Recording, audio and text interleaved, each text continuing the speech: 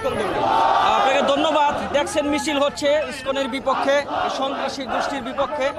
তো আজকে আমরা হেফাজত ইসলাম নারায়ণগঞ্জ মহানগরের উদ্যোগে আমরা তাৎক্ষণিকভাবে বিক্ষোভ মিছিলের আয়োজন করেছি।